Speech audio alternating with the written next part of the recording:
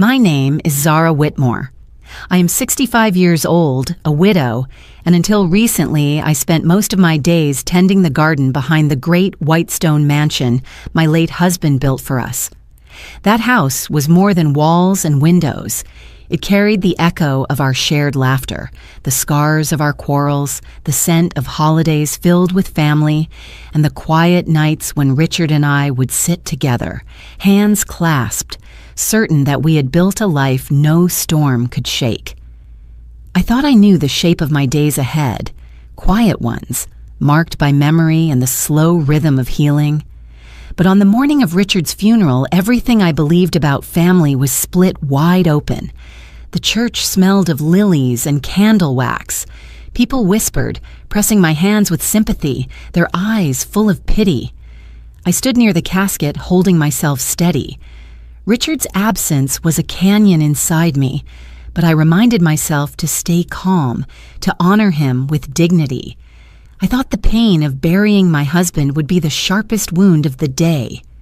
I was wrong. As the minister spoke of Richard's generosity, my son Ezra rose from the pew. He was only 35, tall like his father, but his eyes carried something restless, almost fevered. Guests turned to look at him, perhaps expecting a son's tribute, a kind word for the man who raised him. Instead, his voice rang through the church like a stone striking glass. "The $70 million mansion is mine," he declared. His hand trembled, not from grief, but from triumph. "My father built it for me, and I'll claim it now. Nothing is left for you, Mother." The room fell silent, the words crashing down heavier than the toll of any bell. I felt every guest inhale and hold their breath, as if afraid that even the smallest sound would shatter the moment further. Faces froze, shock, disbelief, then pity once more, but this time for me. I saw mouths part in astonishment. One woman whispered to another, too stunned to hide her words. Did he just disinherit his own mother at his father's funeral? A man near the aisle shook his head. Someone else gasped, and that single sharp intake of breath seemed to echo through the vaulted ceiling. Ezra didn't falter. He looked directly at me, his jaw tight, as though daring me to resist. For a moment, I could not move. My knees felt weak, and my heart pounded as if it wanted to break free from my chest. I remembered the boy who used to hold my hand when thunder frightened him. I remembered the young man who promised to make his father proud.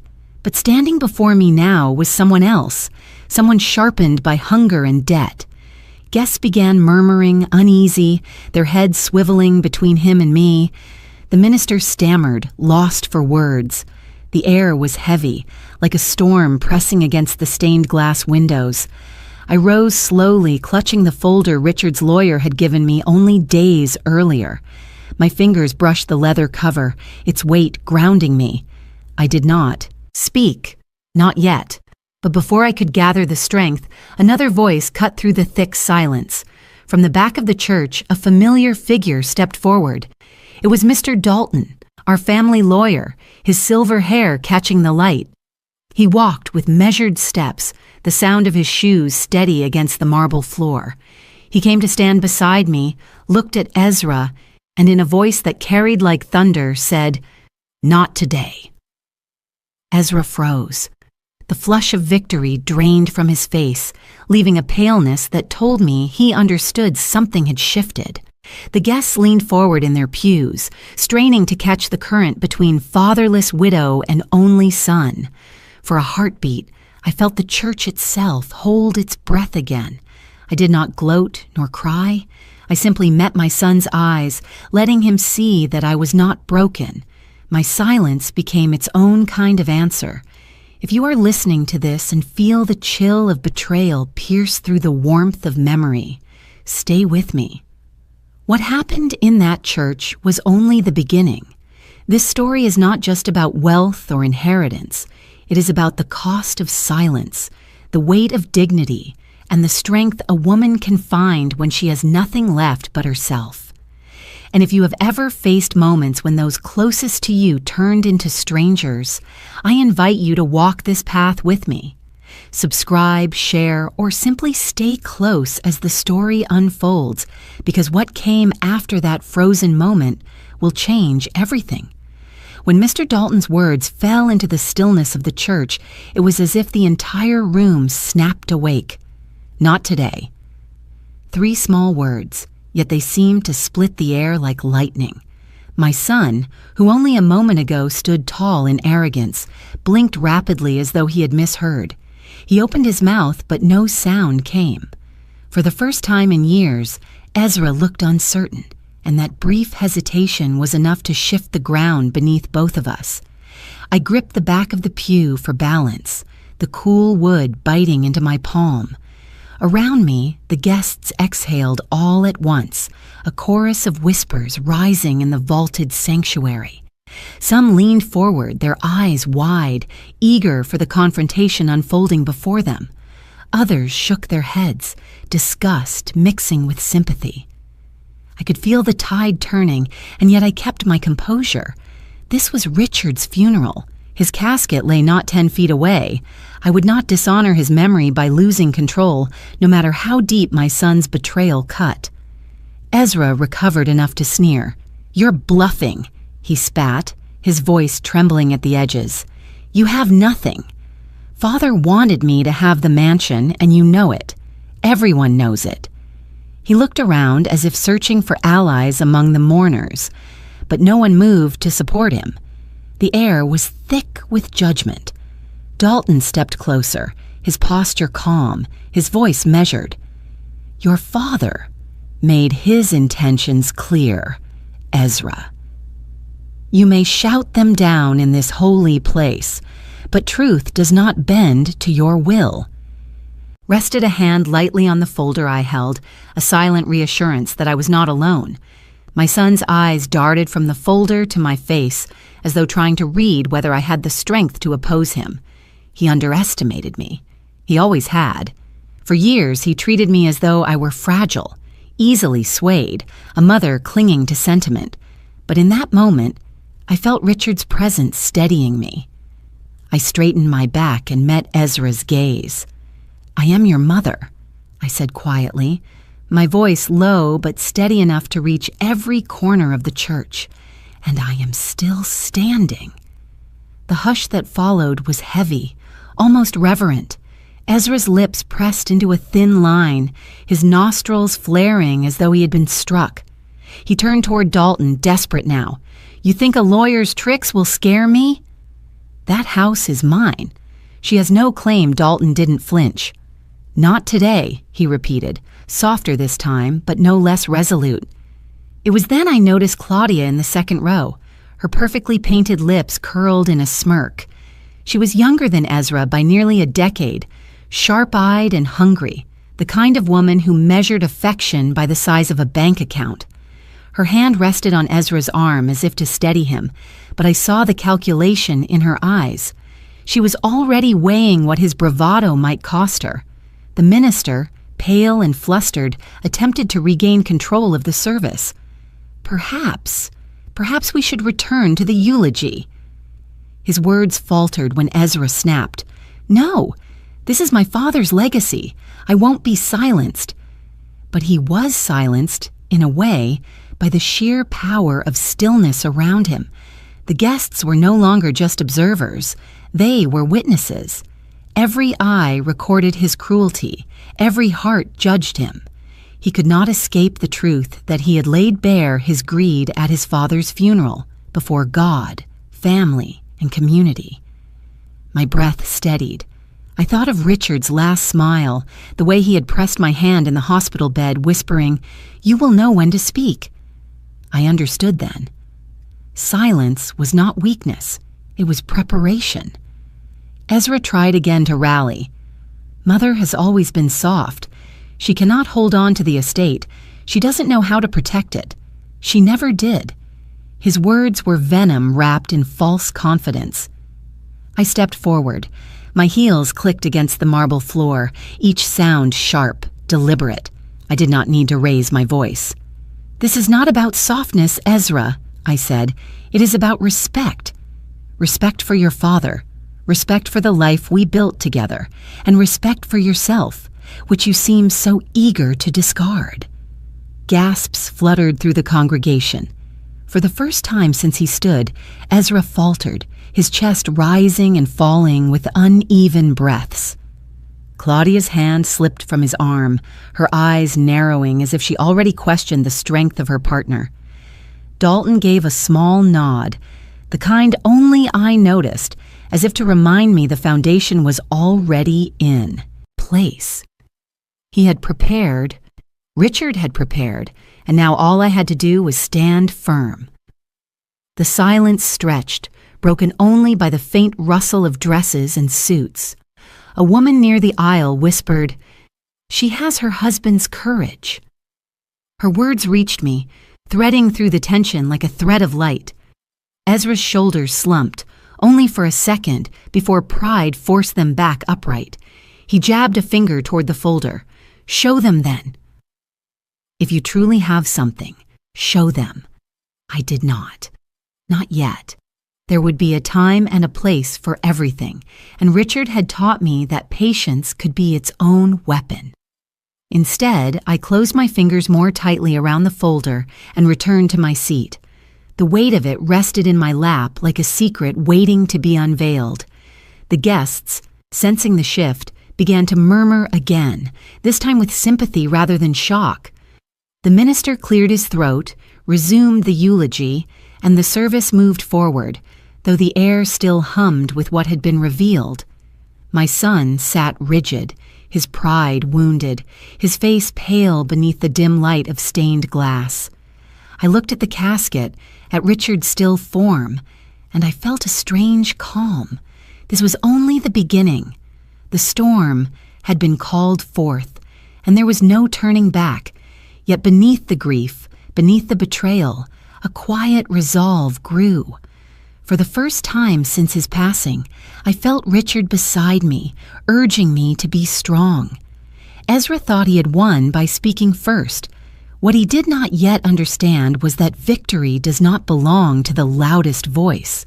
Sometimes it belongs to the one who can wait in silence, steady and unyielding, until the right moment comes. As I sat back down in the pew, the weight of the folder firm in my lap, my mind drifted to a time long before the bitterness of this day, back to when Richard and I first began weaving the threads of our life together. Memories have a way of rushing in when grief cracks the present wide open. The church, with its dark wooden beams and somber faces, blurred before me, and I saw instead a younger version of myself, laughing as the wind whipped through my hair on the porch of a small, crumbling house we rented when we first married. Richard was beside me, his shirt sleeves rolled up, sweat dripping from his brow, his hands calloused from long days building the foundation of a dream. He used to say that love was not only felt but built brick by brick. He wanted a home that reflected that truth, a place that would endure when everything else fell away. I remember the moment he first pointed to the stretch of land where the mansion would someday rise. It was nothing but rolling fields, grass bending in the wind, the soil rich and waiting. His eyes shone with a fire I had rarely seen in a man, not the fire of greed but of purpose. "Here, Zara," he said, his hand resting lightly on my shoulder. "Here is where we'll build a house that no storm can touch. But more than stone, it will hold our memories, our quarrels, our joys. This house must be stronger than us because one day it will need to carry you when I cannot." I laughed then, teasing him about his dramatic words. But even as I laughed, I believed him. Richard never built anything without pouring his whole soul into it. The mansion began as sketches on worn paper, corners smudged with pencil and the scent of coffee clinging to them. Night after night, we sat at the kitchen table, our heads bent together as he drew lines that would one day become hallways, staircases, rooms filled with light. I suggested where the windows should be, insisting on wide panes in the sitting room so I could watch the seasons change. He nodded, agreeing, saying that I saw what he missed. The years blurred as walls rose, scaffolding climbed, and the echo of hammers rang through the air. I planted roses near the entrance while Richard argued with contractors about arches and beams. He worked tirelessly, as though the mansion was more than a house, as though it was a promise he was desperate to fulfill. And in truth, it was. When the house was finally complete, we walked through it hand in hand. Sunlight streamed through tall windows, scattering across the polished floor. The staircase curved upward, like an invitation to climb toward dreams. Richard stopped in the great hall, his eyes sweeping across the space, and I saw tears glisten there. He pulled me close, whispering, "This mansion is our legacy, Zara. It must never fall into the hands of greed. It is not for those who see only its price tag. It is for love, for dignity, for the family who will cherish it." Those words stayed with me, etched deeper than the lines of stone in the walls. I often repeated them to myself in the years that followed, especially when Ezra was young. I hoped he would inherit not just the building, but the meaning Richard poured into it. There were evenings when Ezra, still a boy with scraped knees and boundless curiosity, would race through the halls, his laughter bouncing off the walls. Richard would catch him mid-run, scoop him up and say, "Remember, son, this house is built from your mother's heart as much as mine. Respect it. Respect her." At the time, Ezra nodded solemnly as though he understood. I never imagined those lessons would vanish from his memory so completely. But as time passed, the mansion grew not only as a symbol of our love, but as a stage for our struggles. There were nights when Richard and I quarreled under its roof, our voices carrying up the grand staircase, only to reconcile hours later in the quiet of our room. There were Christmas mornings when laughter and wrapping paper filled the halls, and nights when sorrow pressed heavy, like when we lost Richard's brother, and the house seemed to absorb our grief with its walls. Yet always the mansion endured, steady and silent, a keeper of both our joys and our pains. I thought of the letter Richard left me, though I had not yet opened it. I suspected it carried the same spirit he had voiced so often, that the mansion was more than inheritance, more than value counted in dollars. It was built to be a refuge, a sanctuary, not a prize to be fought over. He had warned me often, "One day, Ezra will have to choose between respect and hunger. If he chooses hunger, the mansion cannot be his salvation." Those words now returned with an ache as I sat in the church. Ezra had made his choice. He stood before the world and chose hunger, ambition, debt. He chose to claim the mansion not with reverence, but with entitlement. And I, who had planted its first roses, who had scrubbed its floors when money was tight, who had walked every hallway with Richard's hand in mine, I was told in front of strangers that nothing was left for me. The memory of Richard's voice soothed me, though. He had foreseen this, perhaps not the exact scene, but the possibility of betrayal. His foresight had been both a blessing and a burden, for now I carried the responsibility of honoring his vision. I let my eyes close in the church, not to escape, but to remember more clearly. I could see Richard, younger, strong, lifting beams with his workers. I could hear him laugh as I spilled paint on my dress while trying to help. I could feel his arm around me as he whispered late at night that everything he built was for us. "Never let anyone take it from you lightly," he said once, his voice low but fierce. Now, decades later, I sat beneath stained glass, surrounded by mourners, with my son turned stranger across the aisle. The mansion had become more than a house, more than an inheritance. It was the test of our family, the measure of whether love or greed would endure. I opened my eyes again, feeling the burn of grief, but also the steel of resolve. If Richard had built the mansion to carry me when he no longer could, then I would not let it be wrested from me by the very son we had raised within its walls. The memory of our marriage, our labor, and our home became my armor. Ezra thought his claim would leave me shaken, but all it did was remind me of the strength already laid into every brick, every arch, every rose bush that still bloomed by the gates. And if Richard could see me now, I prayed he would know that his trust had not been misplaced. There was a time when Ezra's laughter could fill the mansion like sunlight. I remember his boyish grin, the way he would run through the corridors with a toy airplane in his hand, pretending to soar through skies only he could see. He once curled up on the old leather armchair in Richard's study, asking questions about law, history, even architecture, as though he wanted to absorb every piece of knowledge his father could give him. I held on to those memories for so long, even when evidence of his change began to grow impossible to ignore. It started slowly. In college, Ezra called less often, his visits home rushed, his eyes darting when I asked how classes were going. Richard said he was simply becoming independent, but a mother feels the shift before anyone else does. There was a distance in his voice, a sharpness when money was mentioned. At first, we thought it was the usual struggle of a young man trying to prove himself, but the truth was more corrosive. Ezra wasn't building his own life.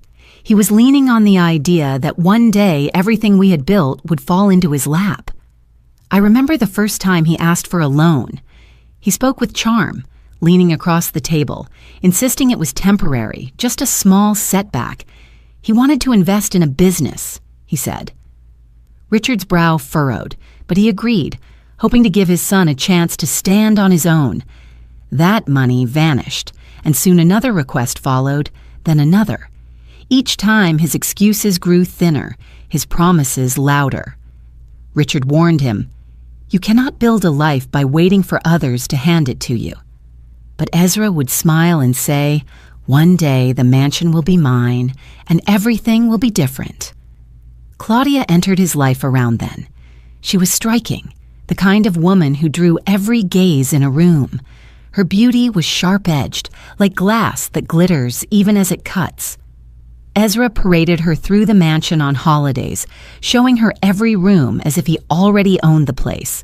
She would run her fingers along the banisters, her eyes calculating, and she would whisper to him, not quietly enough for me to miss, "Imagine what we could do with this house." Imagine the parties, the influence I saw, the way her words sank into him, feeding the ambition already growing unchecked.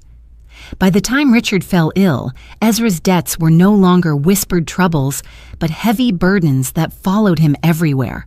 Men came calling, their suits crisp, their smiles cold, the kind of men whose favors always carried hidden blades. Ezra spoke faster during those days, promising he had things under control, promising he had investments lined up. But when I looked into his eyes, I saw only desperation. One evening, I overheard him on the phone in the study, his voice low, harsh. He was pleading, not negotiating. "The mansion is mine," he said. "I'll use it to clear everything. Just wait until it transfers. I'll pay you then." My breath caught. It wasn't an argument anymore. It was his lifeline, his leverage. He was gambling with a house that did not yet belong to him, the house Richard and I had built with our hands, our hearts, and our years. When I confronted him later that night, he brushed me off with a smile that no longer held warmth. "Don't worry, Mother," he said, slipping his arm around my shoulder, as though comfort could mask deceit. "Father wanted me to have the mansion. It's as good as mine. Once it's official, everything will be fine." His voice carried that same restless energy, the kind that told me he wasn't convincing me. He was convincing himself. Claudia's influence sharpened his. Greed. She dressed in gowns that shimmered under the chandelier light and spoke of future plans as though they were certainties. "Ezra, when the mansion is finally yours, we'll be unstoppable," she cooed, her hand sliding along his arm. I watched from across the room, my stomach tightening. I saw the way he basked in her admiration, mistaking her ambition for love. Richard, though weakened by illness, tried once more to reach him. "Ezra," he said gently from his bed, his voice rough but clear. "This house is not a bargaining chip. It is not a prize for the loudest claimant. If you treat it as such, you will lose more than you can imagine." But Ezra's eyes slid away, his jaw set stubbornly. He had already chosen his path. The day before Richard passed, Ezra came into the bedroom where I sat, holding my husband's hand. He barely looked at his father. Instead, he asked, "When will the papers be signed? When will everything be transferred?" My heart broke. My husband's chest rose with slow, painful breaths, and our son could only speak of ownership. I wanted to scream, to shake him, to make him remember the boy who once asked questions about honor and history, but instead I whispered, "Your father is still alive. Show him love, not greed." Ezra frowned, impatient. "Love doesn't pay debts, Mother." "The mansion," well, then he turned and left, the sound of the door clicking shut, more final than I wanted to admit. That was when I realized the boy I had raised was gone, replaced by a man who measured his worth, not by character, but by possession. He had already mortgaged his conscience against promises he could not keep. And now, at his father's funeral, he believed he was merely claiming what he had long considered his. As I sat in the church, remembering those moments, I felt both sorrow and clarity. Ezra was not only my son, he had become the embodiment of every warning Richard had ever spoken. He was not driven only by desire. He was trapped by choices, by debts, by the hunger that gnawed at him until he saw nothing but the mansion as salvation. And yet, even as grief pressed on me, another thought hardened in my chest. The mansion was never meant to save him. It was built to shelter love, to guard dignity, to honor a marriage that had endured storms. Richard's voice echoed again in my memory. It must never fall into the hands of greed. I opened my eyes and looked at Ezra across the pews. His face was drawn tight, his jaw clenched, Claudia whispering into his ear. He believed he was moments away from seizing everything. He believed I would crumble. He believed wrong. Richard had always been a man who thought ahead, not out of fear, but out of the quiet certainty that storms come, whether we want them to or not. Long before his illness dimmed the fire in his eyes, he began speaking with Dalton about how to preserve what we had built. I remember the night he first mentioned it to me. We sat in the study, the fire crackling low in the hearth, and he said, "Zara, a house can be stolen if it is only walls and deeds. But if it is placed within the shelter of trust, then it becomes something no one can touch." At the time, I only nodded, not fully understanding the depth of his foresight. Dalton visited often in those months. He would arrive with his leather briefcase, his glasses perched low on his nose, and spread papers across the desk with meticulous care. Richard and he would speak for hours, their voices low, sometimes pausing so Richard could catch his breath. I often stood in the doorway, unseen, watching the two men bent over documents, the weight of responsibility heavy between them. I realized later that Dalton was not just preparing legal papers, he was becoming the guardian of Richard's final promise to me. One evening, Richard called me into the study. Dalton was there, his pen poised above a page, his expression grave but calm. Richard reached for my hand and placed it on the folder before us. "This," he said, "is our safeguard. No matter what Ezra believes, no matter what words he shouts, this mansion will remain yours. It is locked in trust, beyond the reach of greed or desperation." His hand trembled, but his eyes held steady on mine. "I cannot protect you with my strength anymore, Zara. But I can protect you with this." I felt a sting in my throat, both from sorrow and from the fierce love behind his preparation. I had always trusted Richard, but in that moment, I understood how deeply he had trusted me. He believed I would carry not just the papers, but the will to stand when the time came. Dalton cleared his throat softly and explained the layers of protection, the clauses written with precision, the foresight to guard against loopholes. His words blurred together for me. I was not a lawyer, nor did I need to be. What I understood was simple. Richard had already built the shield I would one day need. Dalton slipped the completed document into a folder lined with dark leather, the edges worn from his own hands. He closed it firmly and said, "Keep this near you. It is more than paper. It is a fortress." Richard gave a small smile, weary but proud, and leaned back in his chair. I kissed his hand, grateful beyond words, though sorrow pressed against me like a tide. After Richard passed, Dalton returned quietly, without fanfare, as though honoring the gravity of his role. He handed me the same folder, now heavier in my grasp than ever before. "It is safe, Mrs. Whitmore," he said. "Your husband saw far enough ahead to leave you not just with memories, but with protection." I nodded, unable to speak, clutching it to my chest as though it were a piece of Richard himself. That folder lay across my lap at the funeral when Ezra made his declaration. He saw it, but did not understand what it contained. To him, it was only paper, perhaps a relic of his father's estate. He could not imagine the strength it held. And, though my heart broke at the sight of my only son turning into a stranger before me, I felt Richard's foresight steadying my hand. I think back to those nights in the study often, the way the lamplight caught the silver in Richard's hair, the way Dalton's pen scratched quietly across parchment. It was not a battle I was witnessing then. It was preparation for a day Richard feared he would not live to see. He had been right. That day came sooner than I could bear. And yet, because of his foresight, I did not sit defenseless in the pews. I sat with a fortress on my lap, built of ink and law and love. Ezra thought he had cornered me. He believed words alone could strip me of dignity and inheritance.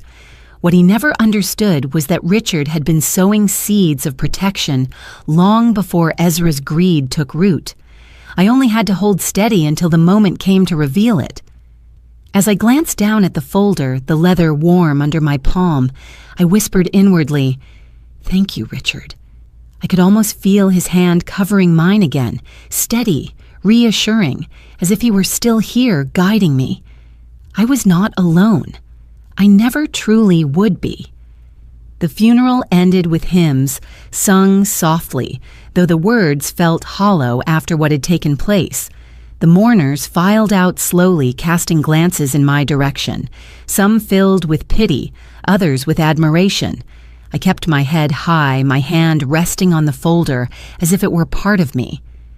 Ezra avoided my gaze, speaking instead in low whispers to Claudia and the lawyer he had brought along. I did not strain to hear. His schemes were already in motion, but so was my resolve. When the last note of the organ faded, I walked down the aisle alone. Every step echoed against the stone floor, deliberate, steady. The air outside was cool, a breeze brushing against my face, carrying with it the faint scent of lilies from the churchyard. I paused at the steps, looking out over the line of black cars waiting to take the mourners back to their lives. My life, I knew, would never be the same. Dalton came to stand beside me. His presence was quiet but firm, like an oak tree at my shoulder. "You don't need to answer him yet," he said. "Silence is its own power." I nodded, understanding more than I could say. I had spent much of my life speaking softly, letting others fill the room with their noise. Now that silence became a shield. I did not need to match Ezra's shouting. I only needed to hold fast until the time was right. I returned to the mansion that evening, the house feeling both familiar and foreign without Richard's presence. The room seemed to sigh, shadows stretching longer than usual, as if the very walls knew what storm had been unleashed. I walked through each room slowly, my hand brushing over the furniture, the banisters, the framed photographs that chronicled decades of family life. In every corner, I could feel Richard's hand guiding me. This was not just a house. It was memory, love, promise. Ezra had shouted that it was his, but the mansion itself seemed to resist him, as though its stones remembered who had built it and why. I stood before Richard's portrait in the great hall. His eyes, painted with care years ago, looked out at me with quiet strength. "You knew this would happen," I whispered. "You gave me the means to endure, but it is my turn to act." The silence of the hall wrapped around me, not empty but steady, like a vow. That night, I did not cry. Instead, I sat at Richard's desk with the folder open before me. Dalton's careful words echoed in my mind, the protections layered within the documents like bricks in a wall. Ezra could shout, scheme, even threaten, but he could not penetrate what Richard had already secured. All I needed was the courage to wait, to stand my ground, to let the truth emerge in its own time. Claudia's laughter drifted faintly through my memory, sharp and careless. Ezra's words at the funeral still rang in my ears, but instead of wounding me further, they clarified everything. My son had chosen his path. My role was no longer to shield him from consequence, but to hold steady as those consequences reached him. It hurt to think of it that way, but love is not the same as indulgence. Richard had warned me, mercy without boundaries turns to weakness. Strength, Zara, is knowing when silence speaks louder than words. I closed the folder, tied the leather strap carefully, and placed it back in the drawer where Richard had once kept his most private letters. My hand lingered on it for a moment before I turned the key.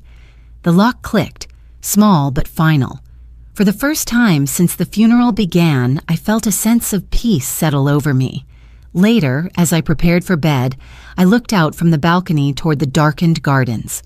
The roses I had planted decades ago swayed in the night wind. They had withstood storms, frost, and neglect, yet each spring they bloomed again, fragrant and defiant. I thought of myself in the same way. I was no longer young, no longer shielded by Richard's arm, but I was not broken. I would bloom again, even if the season was harsh. Ezra's betrayal cut deeply, yet I knew I could not collapse beneath it. The mansion had been built to endure, and so had I. Silence, resolve, patience, these would be my weapons. When the time came, the truth would stand taller than his lies. Until then, I would remain steady, holding the line Richard had drawn for us both. I lay down that night with the sound of the wind against the windows and the steady rhythm of my heart, reminding me that I was still here, still capable, still strong. Ezra thought he had stripped me of everything, but he had overlooked the most important thing of all. I had not lost myself. I had always known that Ezra's hunger would drive him further than reason could follow, but I did not realize just how quickly he would set his plans into motion. Only days after the funeral, while I still moved through the Aia mansion like a ghost, he was already plotting. I later learned of his meeting with Mr. Blackwood, a man whose reputation was whispered in legal circles with both fear and disdain. Blackwood was ambitious, clever, and ruthless, the kind of lawyer who could twist words until they barely resembled the truth, and Ezra clung to him like a drowning man to driftwood. Ezra brought Claudia with him to that meeting. I could picture it as clearly as if I had been there. Claudia, draped in a crimson dress, her hair swept back, her smile sharp enough to cut glass. She sat close to Ezra, her hand resting possessively on his arm, as though to remind him that her future depended entirely on his success.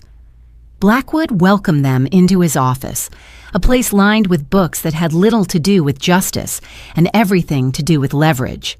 The three of them sat together, plotting not only how to seize the mansion, but how to cast me aside in the process. Ezra leaned forward, his voice urgent, his hands restless. My father wanted me to inherit the estate. She's clinging to it out of spite. You've seen cases like this? Can't we push her out? His desperation was disguised as arrogance, but I could hear the truth in every word. He was cornered by debts and driven by fear of collapse. Claudia's eyes gleamed as she added, "This is bigger than sentiment. That house is worth $70 million. Imagine the power of securing it." Blackwood studied them, tapping his pen against the desk. "Inheritance cases are rarely clean," he said, "but sentiment counts for little in court. If we can argue that your mother is incapable of maintaining such an estate, if we can suggest mismanagement, then public opinion might sway in your favor." His voice was smooth, practiced, as though he had sold this same strategy to countless desperate clients. Ezra nodded eagerly, seizing on every word. "Yes, that's it. She's too old, too fragile. She doesn't understand business. That house will fall apart under her." He spoke as though I were a stranger, as though the years I had spent caring for the mansion meant nothing.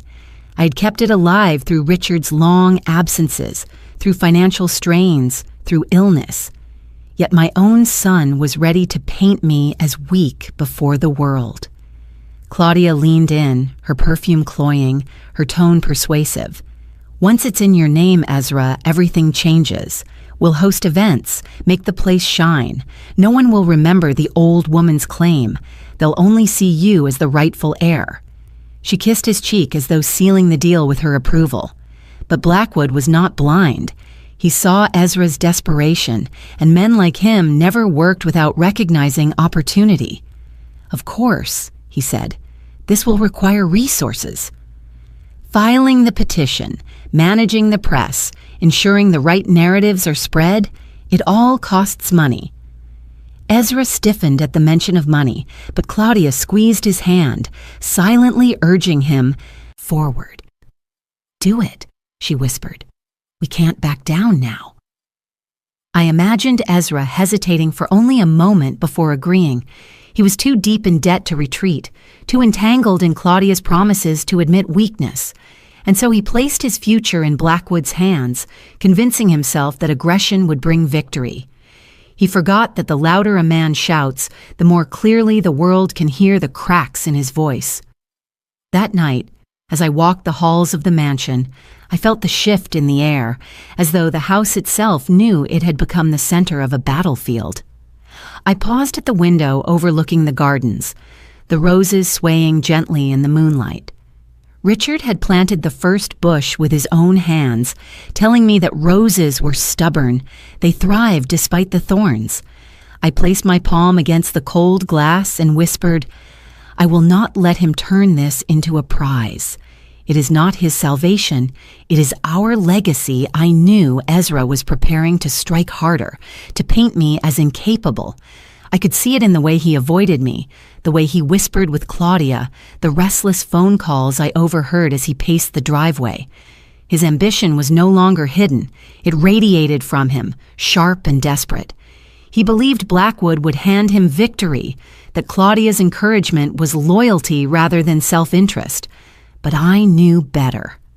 Richard once told me that ambition without honor is like fire without a hearth. It burns everything it touches, leaving nothing but ash.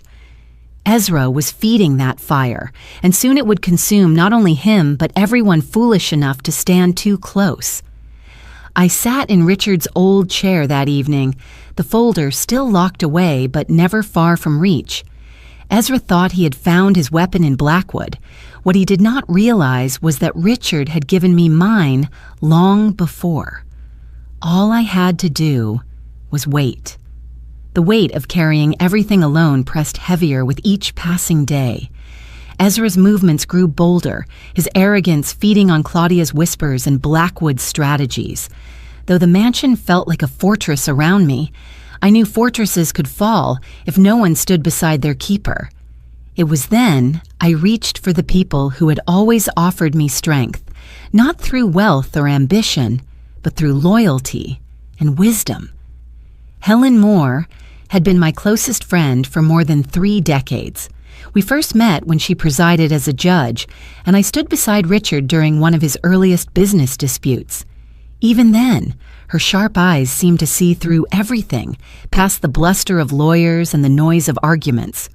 Over the years, she became not only my confidant, but also the anchor I leaned on when storms threatened to pull me under. I called her one gray morning, my voice low but steady. "Helen, I need you." There was no hesitation in her reply. "I'll be there within the hour." When she arrived, she carried with her not just her experience, but the comfort of someone who had weathered her own battles and survived. She sat across from me at the long oak table in the mansion's kitchen, her hands folded, her eyes unflinching. "Ezra has declared war on you," she said simply, as though she had been in the church that day, though I had already told her every detail. "But you are not without defense. You have Dalton, you have Richard's foresight, and you have yourself. That man raised you higher than you know, Zara. Do not forget it." Her voice steadied me more than she could realize. She brought Lily with her, her granddaughter, a law student with a sharp mind and boundless energy. Lily was nothing like Ezra. Her ambition carried no greed, only a hunger to learn and to see justice carried out. She walked through the mansion with bright eyes, studying the architecture, running her fingers along the carved wood banisters, as though she could feel the history pulsing within. Over tea, she asked questions quickly, her notebook open, her pen racing. "Has Ezra shown any written claim? Have there been creditors reaching out? Do you know the extent of his financial entanglements?" Her youth brought urgency, her words spilling over each other, but her eyes shone with determination. Helen placed a calming hand on her arm, reminding her to slow down, but I found comfort in her energy. It reminded me that new generations could carry the torch when we grew weary. I admitted what I had overheard weeks earlier, Ezra speaking of debts and promising the mansion as collateral. Lily's eyes sharpened, her jaw tightening. "That could mean more than simple loans," she said. "If he's dealing with men outside the banks, there may be evidence of illegal debt arrangements. If we can find proof, it will not only weaken his claim, but expose his recklessness." Helen leaned forward, her voice calm but firm. "You cannot let your love for him blind you to what he has become. If he has tied himself to criminals, that is his choice. Your responsibility now is to protect yourself, to honor Richard's vision. Ezra must answer for his decisions, not you." Her words pierced me, not with cruelty, but with the sharp truth of someone who loved me too much to let me waver. I realized then how deeply I needed them both. Dalton could carry the legal shield, but Helen carried my spirit, reminding me of who I was beyond grief and betrayal. Lily carried the spark of pursuit, eager to uncover what hid beneath Ezra's arrogance. Together they formed something I had not felt in weeks, a circle of protection around me. Later that afternoon, Lily asked permission to go through some of the documents Richard had stored in the study. She pored over financial records, her brows knitting as she pieced together clues. Hours passed, the sun dipping lower, the mansion filling with shadows, until she looked up with a sharp breath. "Here," she said, tapping the page. "This isn't just credit card debt or business losses. These are private loans. The signatures don't match standard lenders. He's tied to people who don't forgive easily." My stomach turned cold. I had feared as much, but hearing it spoken aloud confirmed what I dreaded. Ezra wasn't just reckless, he was desperate. He had promised the mansion as a lifeline not only to his pride, but to men whose threats could reach much further than courts. Helen watched me closely, her eyes steady. "Do you see now? This isn't about family anymore. It's about survival, dignity, and law. He's put himself in a cage and he wants to drag you into it with him. You cannot step inside." I closed my eyes for a moment, breathing deeply. The urge to protect him warred with the need to protect myself. But I knew, as Richard had known, that protection without accountability was not love. It was surrender. I would not surrender. That night, as Helen and Lily prepared to leave, Helen embraced me tightly. "You are not alone, Zara," she whispered. "We stand with you." Lily smiled, her notebook tucked under her arm, determination glowing in her expression. "We'll find everything we need," she promised. As I closed the door behind them, I felt a flicker of strength return. Ezra believed me weak, isolated, incapable of standing against him. What he did not know was that I had friends who embodied wisdom and truth, allies who carried both history and youth. And together, with Dalton's shield, Helen's wisdom, and Lily's fire, I would face him. I walked back into the great hall, the echoes of their voices still warming the air, and whispered to the portrait of Richard, "You left me more than a house. You left me people who remind me who I am." And for the first time since the funeral, I believed I might actually win. The days that followed moved quickly, every hour shadowed by the knowledge that Ezra was preparing his attack. Yet beneath his loud declarations and Claudia's smug confidence, something darker lurked. Lily had already uncovered traces of private loans hidden among Richard's files, but I sensed there was more. I could see it in Ezra's eyes whenever he looked at me, a flicker of fear that no arrogance could mask. It was the look of a man being hunted by something far greater than family disputes. Dalton came to the mansion one evening, carrying a slim folder under his arm. His expression was grim, though steady as always.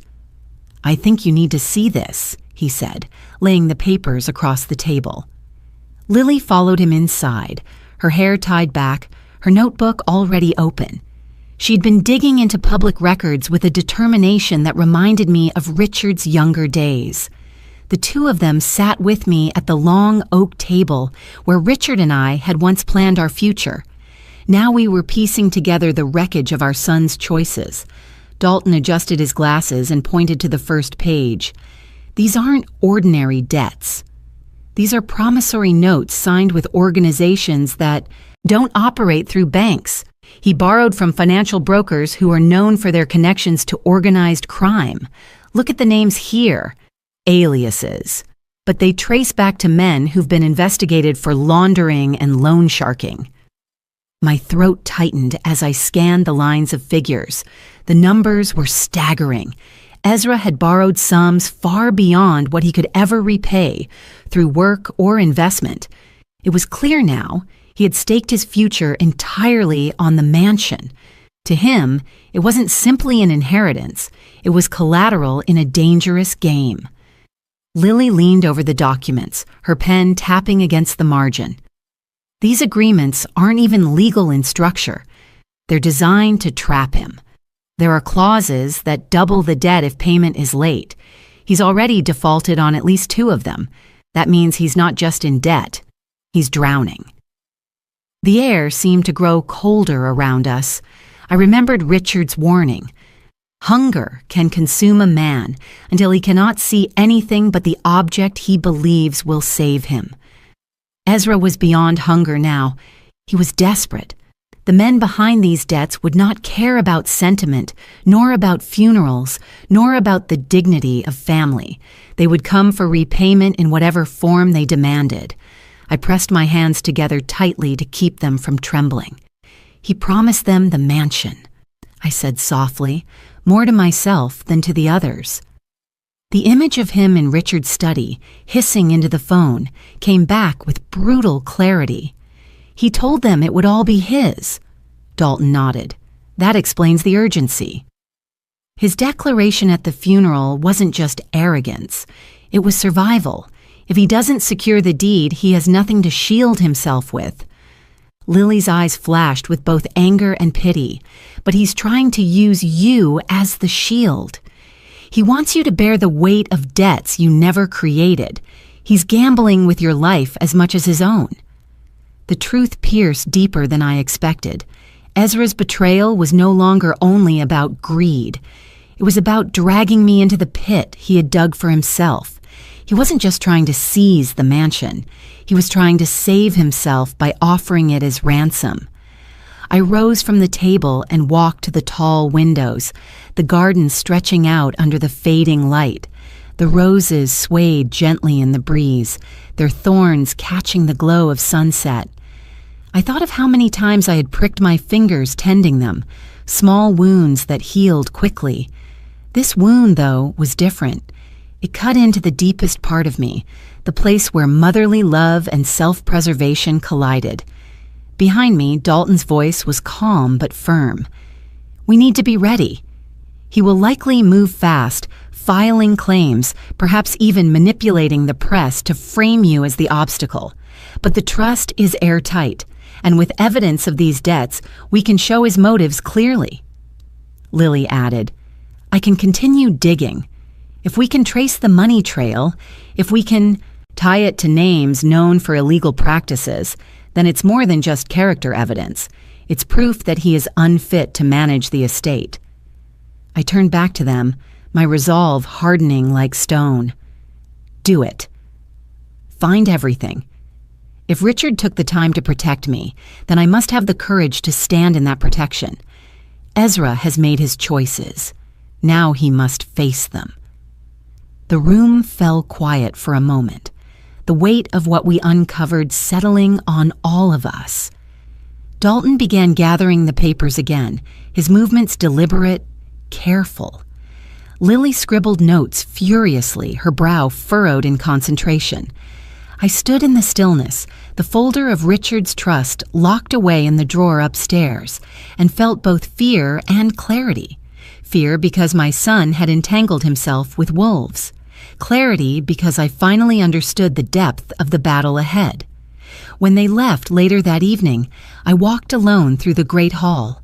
The mansion loomed around me, its silence almost sentient.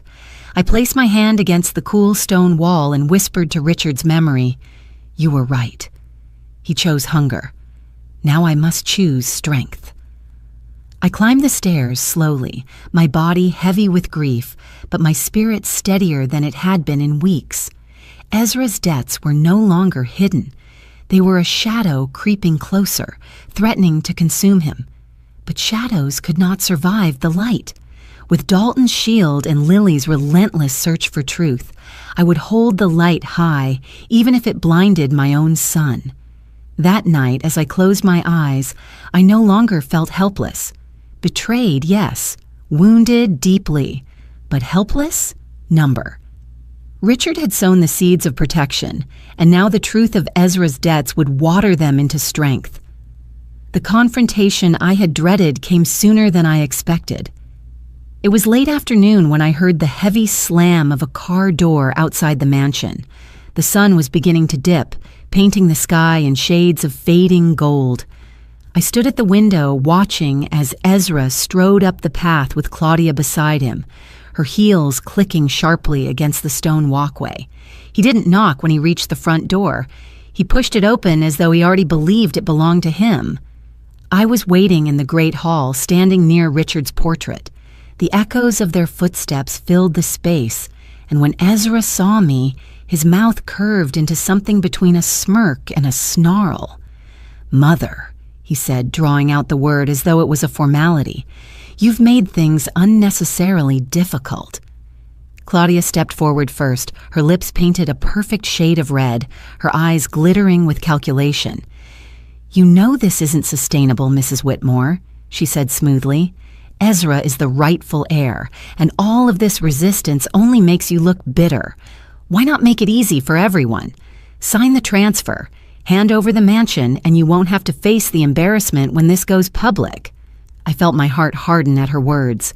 The arrogance of a woman who had never planted a single flower in the gardens, never spent sleepless nights in these halls, never felt Richard's hand steady her through grief. She spoke as though the mansion were a dress she could pluck from a boutique rack. I looked at her, then back at Ezra. "This house was built by love, not greed," I said quietly. It is not yours to claim." Ezra laughed, but the sound was brittle, jagged at the edges. "Love doesn't pay debts, Mother. Love doesn't mean anything in court. I have people who will testify. I have documents. You can't keep this forever. You're clinging to the past while I build the future." "You're not building anything," I replied steadily. "You're burning everything left in your hands, and you want to drag me into the fire." His face twisted, anger flashing in his eyes. He stepped closer, lowering his voice as though to intimidate me. "If you don't hand over the deed, I'll make sure the world sees you for what you are. A selfish widow hoarding wealth that should pass to the next generation. Do you think the press will side with you? Do you think the courts will believe an old woman clinging to stone walls?" I didn't flinch. My fingers rested lightly on the folder resting on a nearby table. His eyes flicked toward it, suspicion clouding his expression. Claudia leaned in close to him, her phone already in her hand. "Ezra, let's get this recorded," she whispered. "Proof that she refuses." "It will look good in court." She raised the phone casually as though adjusting her hair, but I knew what she was doing. Her thumb hovered over the screen, capturing every word.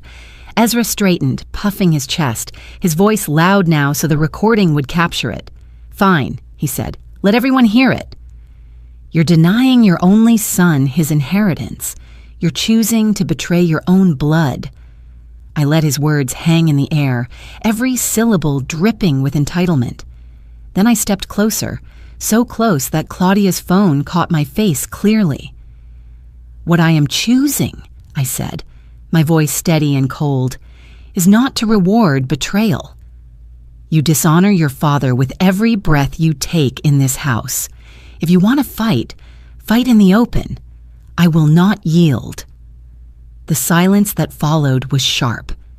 Claudia lowered the phone slightly, her expression flickering with unease. She had expected me to crumble, to plead, to defend myself weakly. Instead, I stood taller, my gaze unbroken. Ezra's jaw clenched, his knuckles white at his sides. "You'll regret this," he spat. "When the papers are filed and the headlines come, you'll see what happens when you defy me." I thought of the debts he carried, the men who waited for repayment that would never come. He was already drowning, yet he dared to throw stones at me from beneath the water. I pitied him, but I would not bend to him. Claudia touched his arm, urging him toward the door. "We should go," she murmured, her confidence waning under my silence. They turned, their footsteps echoing harshly against the marble as they left the hall. At the threshold, Ezra stopped and looked back at me one last time. His eyes burned with rage, but beneath it, I saw fear. He knew I wasn't the fragile woman he imagined. The door shut behind them, the sound reverberating through the mansion. I stood alone in the hall, my hand brushing against the edge of the folder. My heart pounded, but it wasn't fear, it was resolve. Ezra thought threats and recordings would weaken me. He was wrong. I whispered to Richard's portrait, "He doesn't know what you've left me. He doesn't know I am ready." The house seemed to breathe with me, its walls holding my words. The first confrontation had ended, but it was only the beginning of a larger battle. I knew Ezra would not stop. He would turn to courts, to newspapers, to anyone who would listen. Yet I also knew that Richard's foresight and my silence were stronger than his shouting. He had declared war in his father's house. I would answer, not with rage, but with the unshakable strength of truth. It didn't take long for Ezra to strike back. Within days of our confrontation in the great hall, whispers began to swirl beyond the walls of the mansion. Friends called me with uneasy voices, hinting that my name was being spoken in circles I had never entered. And then the newspapers arrived. Their bold headlines painted me as the villain, a greedy widow clinging to wealth that should have rightfully passed to her son. The words were cruel, sharpened to wound. They described me as cold, as selfish, even as a burden to the legacy Richard had built. I sat at the kitchen table one morning with the paper spread before me, my tea untouched. The photograph they had chosen stung almost more than the words themselves. It was taken at the funeral, my face pale with grief, my shoulders stiff as Ezra stood tall beside me. The caption read, "Mother blocks only son from family mansion." My hand trembled as I traced the ink, though anger steadied me quickly. Ezra was not only attacking me in court, he was poisoning the public's view, making strangers into his allies. Dalton arrived not long after with a copy of the petition Ezra had filed. His voice was calm, but the firmness in his eyes betrayed his own anger. "He's arguing incapacity," he said, sliding the papers toward me, "that you are unfit to manage the estate, that you're clinging to the property out of spite." Blackwood crafted the language carefully, just enough to sway a judge if we didn't have what we do. His glance flicked to the locked drawer upstairs, where the trust waited like a weapon untouched. I inhaled slowly, forcing my voice to remain even. So, this is his trap. If the public believes him, then the court may lean his way. Dalton nodded. "It's a tactic to pressure you into yielding before trial." "He wants you shamed." Into surrender Lily, who had joined us that morning, tapped her pen against her notebook, her eyes flashing with determination. "And Claudia is feeding it." I tracked the leak. "She's been sending recordings and statements to a journalist known for sensational stories. That explains why the coverage feels so one-sided." I closed the newspaper and set it aside. "Let them write what they will," I said softly. "Richard did not build this house on gossip, and I will not lose it to lies." But it was impossible to ignore the sting of humiliation. When I went into town for errands, I felt the stares of neighbors, some filled with sympathy, others with suspicion. A woman at the florist's shop whispered to another just a little too loudly, "Imagine keeping your own son from his father's mansion." I kept my head high, though inside my chest ached with every careless word. At night, I walked the mansion halls in silence, listening to the echoes of Ezra's trap tightening around me. I thought of Richard and what he would say if he could see how his son had turned the world against me. And then I thought of his last words about silence and strength. "You will know when to speak," he had said. That time was not yet here. For now, my resolve had to remain steady. One evening, as I sat in the study, Claudia's voice spilled from the television. She stood beside Ezra on the steps of the courthouse, her arm linked through his, her lips curled in practiced sorrow. "It is heartbreaking to watch a man denied his rightful inheritance," she said sweetly to the cameras. "Ezra adored his father, and this mansion is his legacy. We only hope his mother will find compassion in her heart before it's too late." I turned off the screen, unable to stomach another second. Her words were poison, dipped in honey, designed to sway a public that knew nothing of Richard's trust or Ezra's debts. I leaned back in Richard's chair, my hands gripping the armrests, my resolve deepening. Claudia thought her charm would win over the crowd. Ezra thought shame would drive me from the fight. They did not understand that the deeper they forced me into silence, the stronger that silence became. Dalton called that night. "Do not be afraid of their noise," he reminded me. "We have the truth, and the truth will stand." His voice calmed me, though the loneliness still pressed hard against my chest. The next morning, Lily arrived with a folder of her own. "I traced more of his debts," she said breathlessly. "There are connections to accounts in names that don't exist. It's a shell game, and it's collapsing. If we can bring this into court, it will crush his credibility." Her youthful determination lit something inside me that no headline could extinguish. Still, I could not deny the pain. Ezra had laid his trap well. By turning the court of public opinion against me, he had tried to strip me of dignity before the legal battle even began. Yet as I walked through the mansion that evening, brushing my fingers along the familiar walls, I realized the trap had not caught me. It had caught him. Every lie he spread, every headline he pushed, only revealed more of his desperation. I stood in the great hall looking up at Richard's portrait.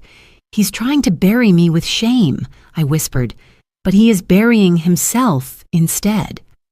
The house seemed to listen, the silence wrapping around me like armor.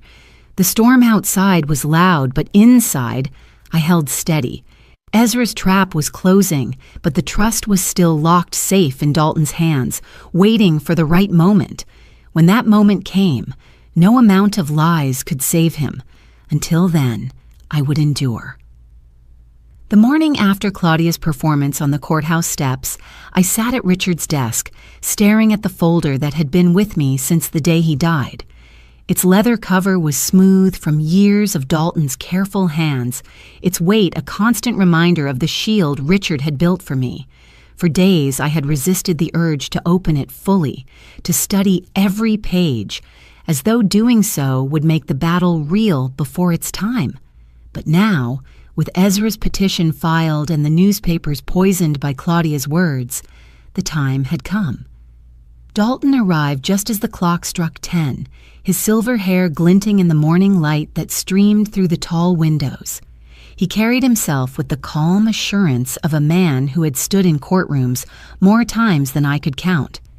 He set his briefcase on the desk, but his eyes went straight to the folder. "It's time," he said simply. My hands trembled as I slid the folder across the desk to him. He opened it with care, as though it were not just paper, but a living thing, fragile and sacred. Lily arrived soon after, her notebook in hand, her youthful energy buzzing in the room. She leaned forward eagerly as Dalton spread the documents out, his finger tracing each clause with deliberate precision. "This," Dalton began, "is not just a will. It is a trust, carefully constructed years before Richard's health began to fail. He anticipated this day, perhaps not the details, but the possibility of conflict. He wanted to ensure that the mansion would remain secure, untouchable by greed or recklessness." I leaned closer, my eyes scanning the neat typeface, the bold headings, the signatures that bore Richard's steady hand. Every word seemed to carry his voice, as if he were speaking across time, reminding me of his foresight. Dalton continued, his voice even. "The trust removes the mansion from probate entirely. It cannot be contested in the way Ezra believes. He has filed a petition for inheritance, but the estate he seeks is not subject to that process. The mansion has already been secured under your name, with protections that even Blackwood will struggle to argue against." Relief washed over me, so powerful it left me breathless. For the first time since the funeral, I felt as though the ground beneath my feet had steadied. Yet it was not only relief I felt, it was sorrow too, sorrow that Richard had known his son well enough to prepare for betrayal. Lily's eyes lit with excitement as she flipped through the pages. "This is airtight," she said. "There are provisions against creditors, against forced sales, even against spousal claims. He must have spent months perfecting this." She looked at me with admiration. "Your husband wanted to protect you more than anything." Dalton nodded, his face grave but proud. "He trusted me to safeguard this until you needed it. And now, Zara, the time is here.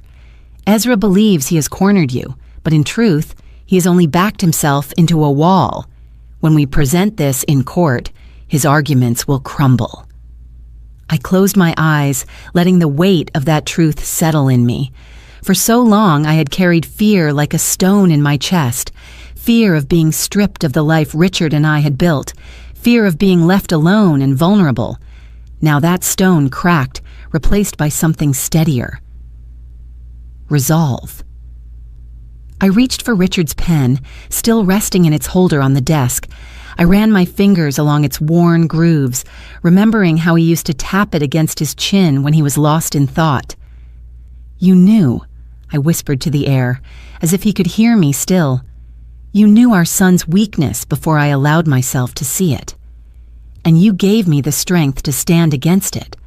Dalton gathered the papers neatly, sliding them back into the folder with reverence. "Keep this with you until we meet in court," he said. "But remember, Zara, this is not just protection. This is victory waiting to be revealed. When the time comes, let the truth speak." Lily leaned closer, her eyes shining. "We should prepare for backlash. Ezra won't accept this quietly, but he can't undo what's already written. The law is on your side." I looked at both of them, my allies in this storm, and felt gratitude swell in my chest. "Thank you," I said softly, "for standing with me, for believing in me when my own son does not." That evening, I carried the folder upstairs to my room. I placed it on the bedside table, its presence like a sentinel watching over me. I lay in bed with the lamplight casting soft shadows across the walls, and I thought of Richard once more. He had not left me unarmed. He had left me with foresight, with allies, with a shield forged from love and law. Ezra believed his noise would drown me, but soon, when the court convened, he would hear the quiet thunder of Richard's legacy. It would not be shouted. It would not be dramatic. It would be steady, undeniable, final. I fell asleep that night with the folder inches from my hand, the sound of the wind against the windows, a lullaby. And for the first time since Richard's passing, I dreamed not of loss, but of strength. The house itself seemed to breathe easier, its walls settling as though they too knew that justice had already been written. The day of the hearing arrived with the weight of inevitability. I woke before dawn, the mansion quiet around me, the roses outside still heavy with dew. I dressed in black, not for mourning, but for resolve. A simple suit that Richard had once said made me look like the strongest woman in any room. When Dalton came to collect me, the folder was already in my hand, the leather warm from my touch. The courthouse was crowded, the air buzzing with reporters, photographers, and onlookers who had followed the story since Ezra first cried his grievances to the world.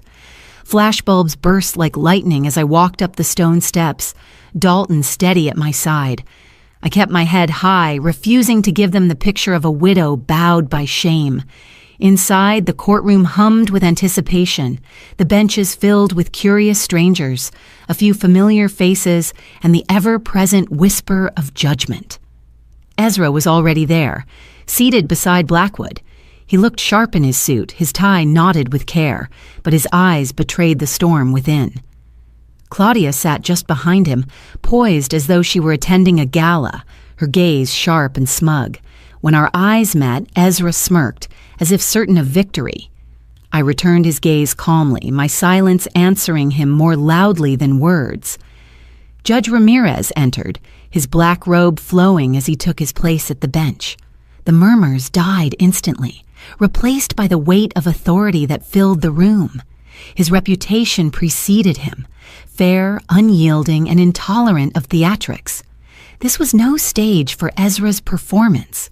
Blackwood rose first, his voice smooth and confident as he painted a picture of me as incapable. He spoke of age, of fragility, of a woman unable to carry the weight of such a vast estate. He gestured toward Ezra with practiced flourish. This is a son devoted to his father's legacy, ready to assume responsibility where his mother has faltered. His words slithered through the room, persuasive to those who did not know the truth. Ezra sat tall, his chin lifted, as though basking in the glow of his lawyer's praise. I could see Claudia's approving nod from the corner of my eye, her hand brushing his shoulder like a promise of triumph. For a moment, I felt the stares of the crowd pressing against me, some nodding, some whispering. The trap had been well laid. Then Dalton rose. His movements were slower, steadier, but his presence carried the kind of weight that no flourish could match. He adjusted his glasses, opened the folder and began with a calmness that silenced even the restless pens of the reporters. "Your Honor," he said, "the opposing counsel speaks of legacy, but we must ask, what did Richard Whitmore intend for his legacy to be?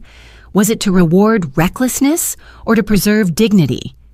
He laid the first page of the trust before the judge with deliberate care. The courtroom leaned forward as Judge Ramirez lifted the document, his eyes scanning the lines with precision. Dalton continued, his voice clear and unwavering. "This is not speculation. This is Richard Whitmore's trust, established years before his passing. It removes the mansion entirely from probate, placing it securely under Mrs. Whitmore's stewardship. This was his will not in theory, but in law, executed with foresight and precision."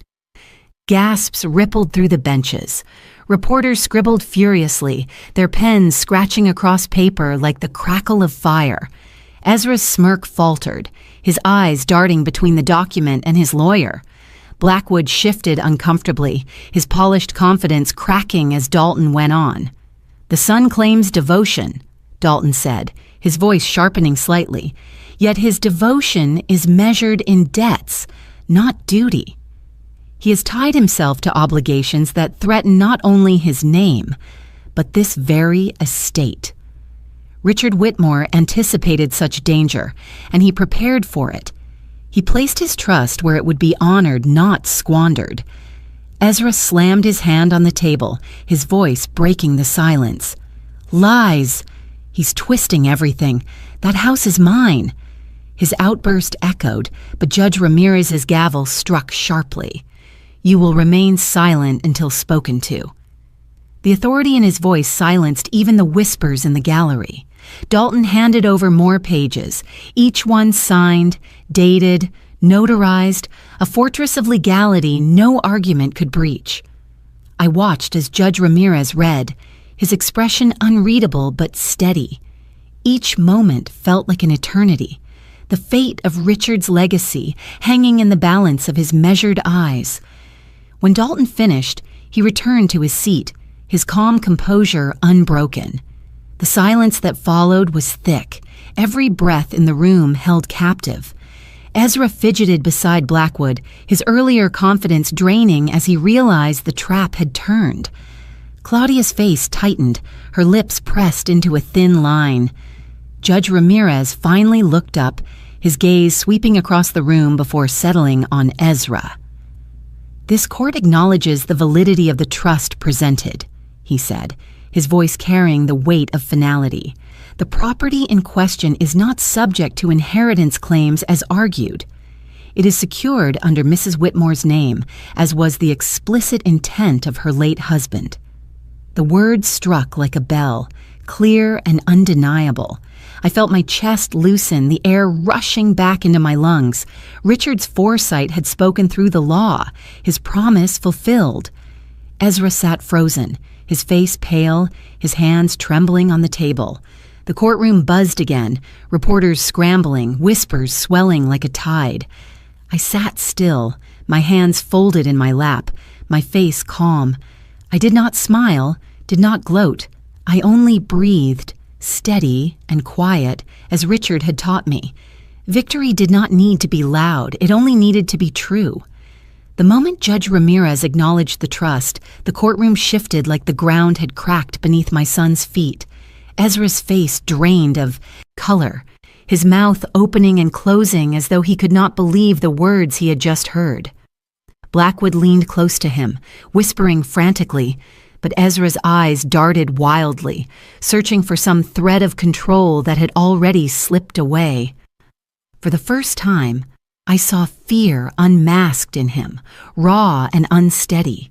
He slammed his fist against the table, his voice rising until it cracked. "This is fraud! She manipulated Father in his final days. She poisoned him against me. That house was meant for me." His words tumbled into the air with the force of desperation, echoing across the wooden panels of the courtroom. The judge raised his gavel again, sharp and commanding, but Ezra continued, his face twisted with rage. "You all think she's some saint," he spat, pointing at me with a trembling hand. "But you don't know her." She controlled him. She controlled everything. My father trusted me until she whispered in his ear, and now look, now I'm painted as the villain.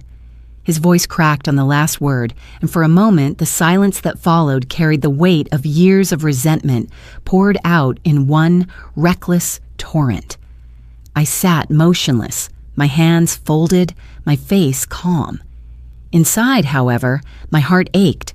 My son, my only child, stood before the world unraveling, his pride shredding itself into pieces.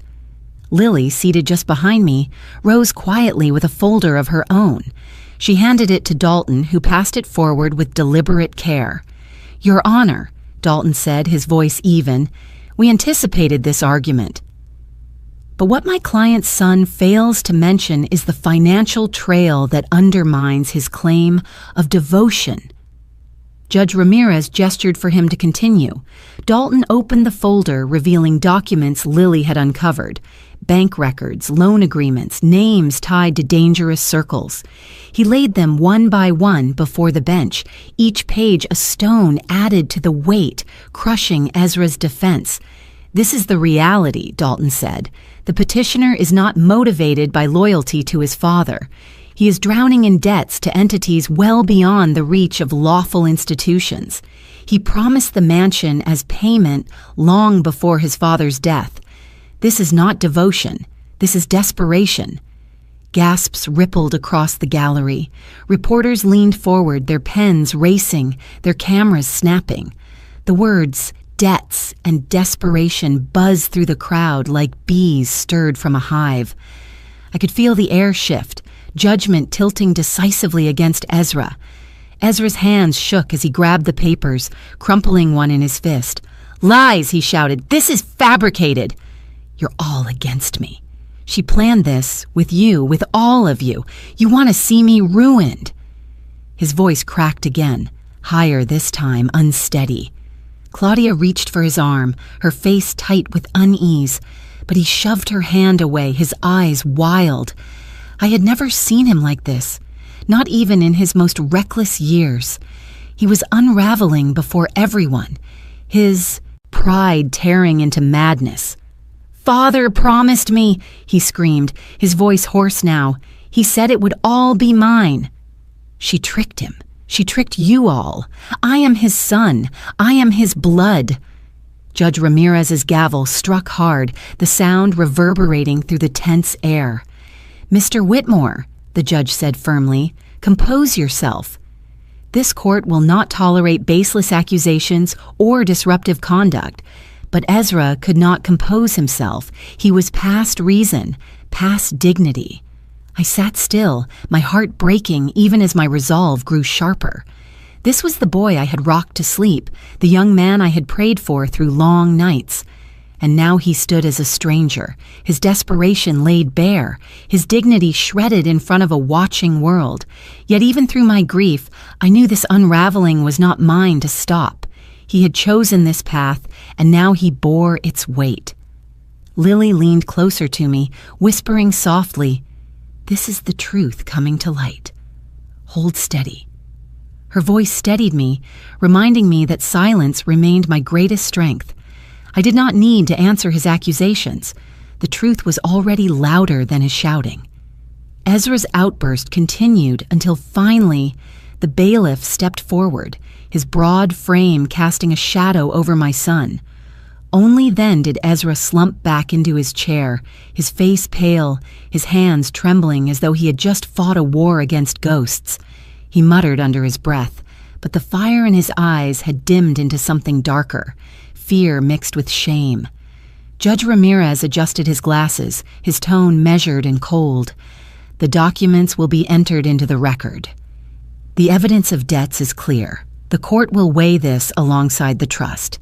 He paused, his gaze steady on Ezra. "I strongly advise you to regain control of yourself if you wish to be heard further." The silence that followed was suffocating. Reporters exchanged glances, already scribbling the story that would make headlines by morning. The son who unraveled under the weight of his own lies. Claudia sat stiffly, her lips pressed thin, her eyes calculating as though already reassessing her place beside him. I closed my eyes briefly, whispering inwardly to Richard, "You saw this coming. You knew what he would become. You gave me the strength to endure, and now the truth is laying him bare." When I opened my eyes again, I felt steadier than ever. Ezra's spiral had begun, and no amount of noise could undo what had already been revealed. When Ezra finally collapsed into his chair, pale and trembling, I thought the storm inside the courtroom might subside. But the quiet that followed was heavier than thunder. Every eye was still on him, and he knew it. His pride had shattered in front of strangers, and yet he still tried to sit tall, his jaw clenched tight. Claudia, seated just behind him, no longer touched his arm or whispered encouragement. She sat frozen, her face unreadable, her hands folded neatly in her lap. I watched her carefully. She was never one to linger beside a sinking ship for long. Judge Ramirez called for a short recess, and people spilled into the hallways.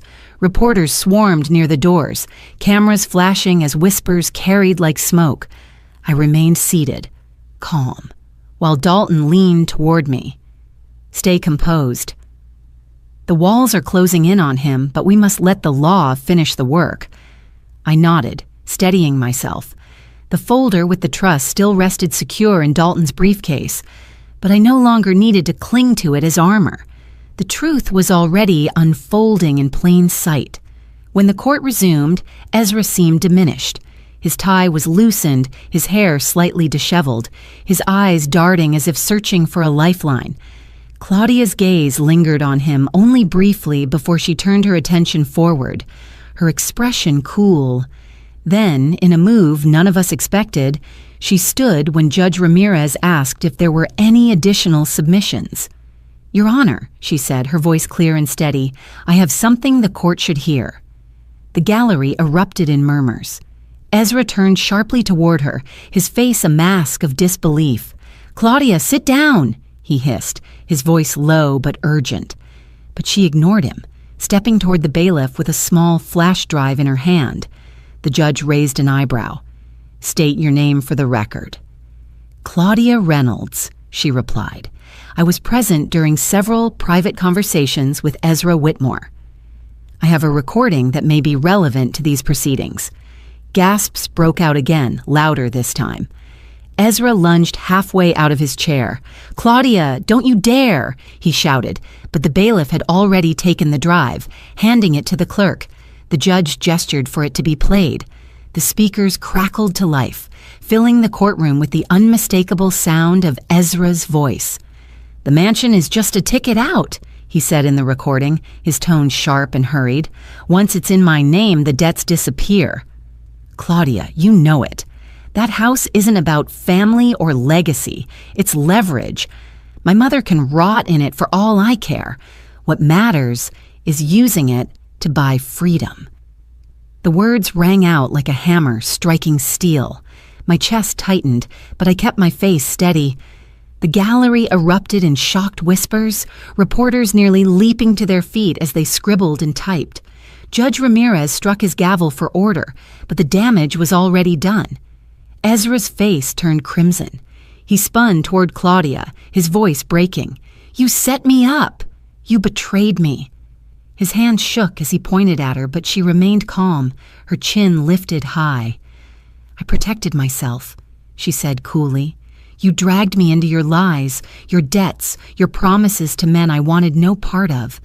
I will not be destroyed because you couldn't keep your word." Her words sliced through the room with finality. Ezra staggered back into his chair, his mouth open but no sound escaping. For the first time, I saw him not as my son, or even as my enemy, but as a man utterly undone by his own choices. Claudia had stood beside him as long as she thought he might win, but the moment victory slipped away, she turned, delivering the final cut. I looked at her, searching for malice, but what I saw was survival. She had never loved him, not truly.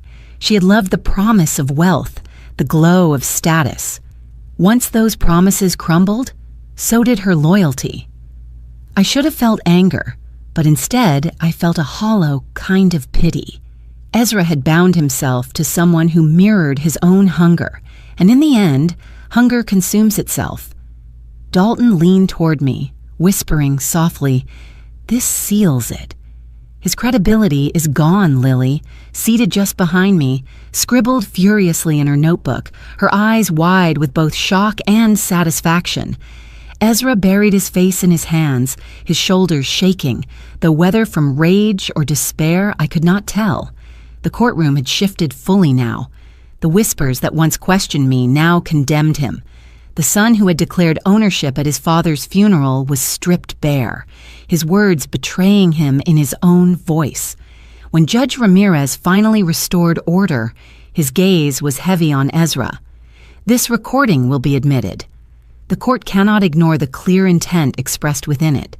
Your motivations are evident and they will weigh heavily in my decision." Ezra did not respond. He sat slumped, broken, staring at the table as though it could offer him escape.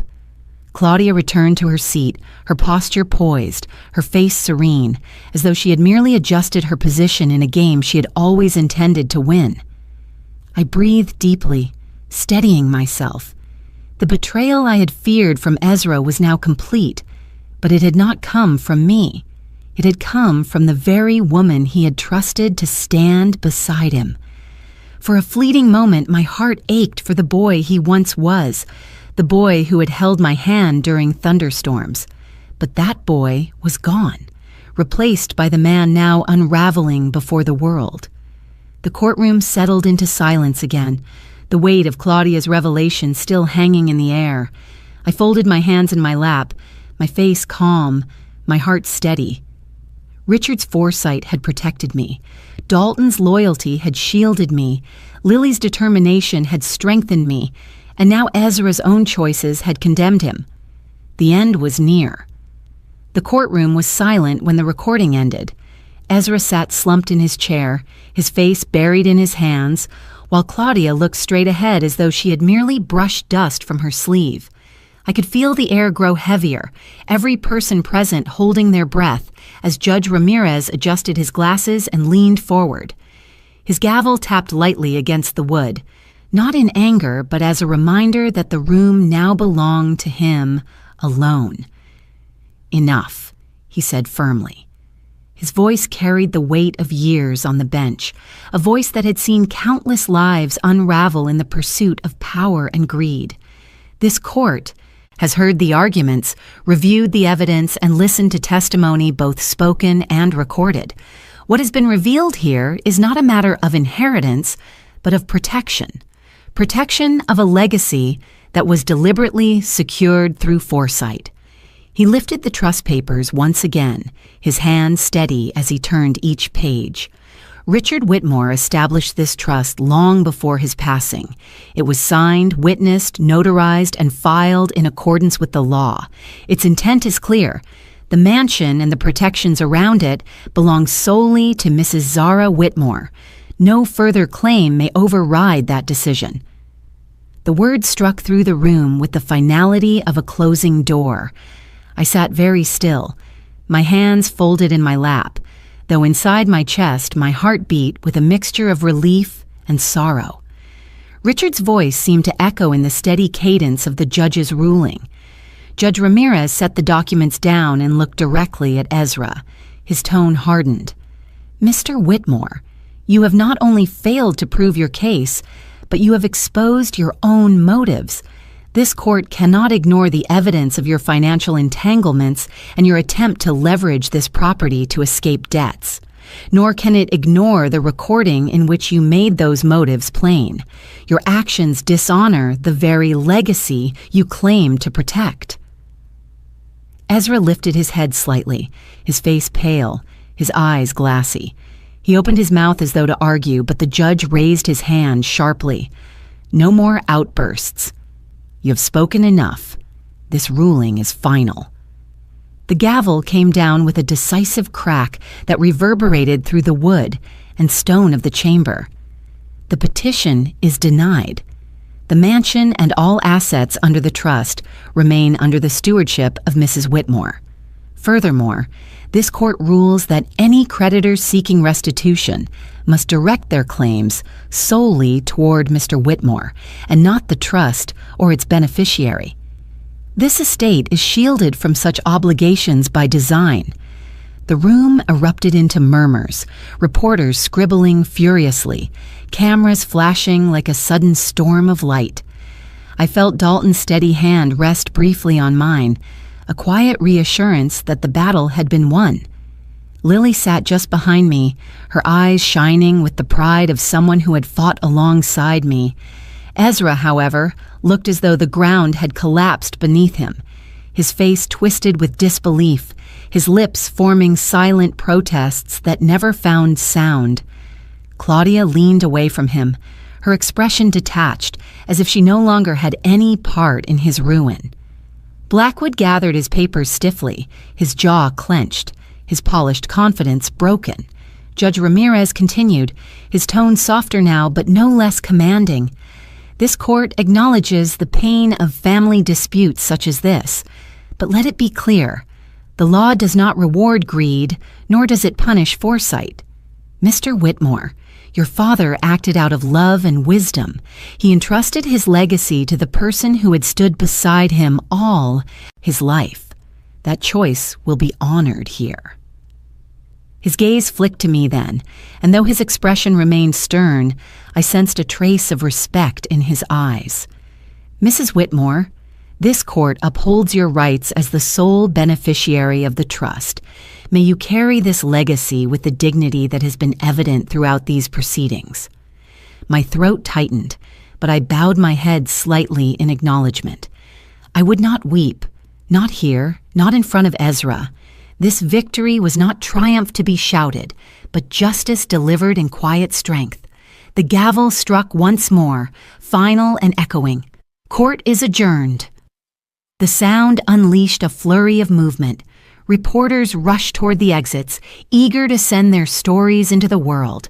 Lawyers shuffled papers, voices rose and fell, but I sat still in my chair, breathing slowly, letting the verdict settle deep inside me. Ezra remained frozen, his eyes unfocused, his hands limp at his sides. For a brief moment I saw not the man who had betrayed me, but the boy who once clutched my hand in crowded rooms. But the moment passed. Choices had been made, and consequences had followed. Dalton leaned close. It is done, Zara. Richard's foresight carried you through. You are free. The word echoed inside me as I rose to my feet, the trust secure, the mansion protected, my dignity intact. I walked past Ezra without speaking, his eyes darting toward me as though pleading silently for something I could no longer give. I kept my gaze forward, steady, carrying Richard's memory with me like a shield. Outside the courthouse, the sky had cleared, sunlight spilling across the steps where cameras still flashed. For the first time in weeks, I did not dread the lenses pointed at me. Let them take their pictures. Let the world see not a widow clinging to the past, but a woman who had endured, who had been tested and had not broken. The verdict was more than words written into the record. It was Richard's final promise, honored and complete, and it was mine to carry forward. The mansion was quiet again, as if the very walls had exhaled after weeks of holding their breath. The trial was behind me, the verdict final, and yet the silence of the house felt heavier than before. Richard's portrait watched me from the great hall, his calm eyes reminding me that dignity had been preserved. But victory did not erase the ache of loss. It only carved out a new space inside me where both relief and sorrow coexisted. I spent the evening walking through the rooms, my hand trailing along the woodwork, listening to the faint hum of memory that lingered in every corner. The trust had saved me, but it had not saved Ezra from himself. I wondered if Richard would have grieved or raged to see his only son so undone. Perhaps both. As for me, I felt the weight of motherhood pressing harder than the gavel had. Night settled in, soft at first, then darker as the lamps flickered to life across the mansion. I sat in the parlor, with a cup of tea cooling in my hand, staring into the quiet glow of the fireplace. The flames moved gently, casting shadows that seemed to stretch longer than they should. I had almost drifted into a kind of numb peace when it came. The knock. It was not loud, not insistent, just 3 firm raps against the heavy oak of the front door. The sound echoed down the hall, breaking the stillness. I froze, my cup trembling in my hand. I knew before I rose who it would be. There are knocks a mother knows, even when her heart begs her to be wrong. I walked slowly to the door, each step weighted with memory. When I placed my hand on the cold brass handle, I paused, my breath caught in my throat. Another knock followed, softer this time, almost pleading. I opened the door just enough to see him. Ezra stood there, shoulders slumped, his face gaunt under the porch light. The arrogance he had carried into every room was gone. His eyes, once sharp with entitlement, were hollow, rimmed with red. He looked not like the man who had shouted at me in court, but like a boy who had lost everything. For a fleeting moment, I saw the child who used to run down these very steps, laughing, his arms stretched wide for me to catch him. "Mother," he whispered, his voice cracked and thin. "Please, I have nowhere else to go." The words pierced me deeper than any headline, deeper than any accusation he had hurled. My hand tightened on the door, the wood pressing into my palm. Behind him, the night stretched wide and empty, and I could almost feel the weight of the debts and shame pressing down on his shoulders. He was broken, yes, but not repentant, not yet. His eyes begged for shelter, not forgiveness. I wanted to pull him inside, to wrap him in the warmth of the house, to tell him that despite everything, he was still my son. But then, I remembered the funeral, his voice echoing through the sanctuary as he declared I had nothing, that the mansion was his. I remembered the courtroom, the venom in his words, the way he called me a manipulator, a fraud, unworthy of what Richard and I had built. I remembered the years of indulgence, the lies, the debts, and the betrayal that cut deeper than any wound. I placed my other hand on the door, bracing myself against the weight of what I had to do. "Ezra," I said softly, my voice steady though my heart shook, "this house is not a refuge from the choices you made. It is not a shield from your debts, nor a prize for your pride. It is a legacy your father built, and you dishonored it." His eyes widened, his lips parting as though to argue, but no words came. The silence between us stretched long, broken only by the whisper of the wind through the rose bushes outside. For a moment he pressed his hand against the doorframe, his fingers trembling.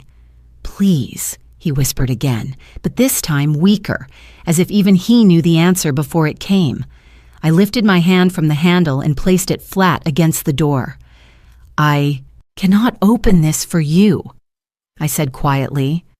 "Not tonight. Not like this." My voice cracked then, just slightly, the mother in me straining against the woman I had become. Ezra's hand slipped away from the frame. He stepped back, his face collapsing into something I could hardly bear to see.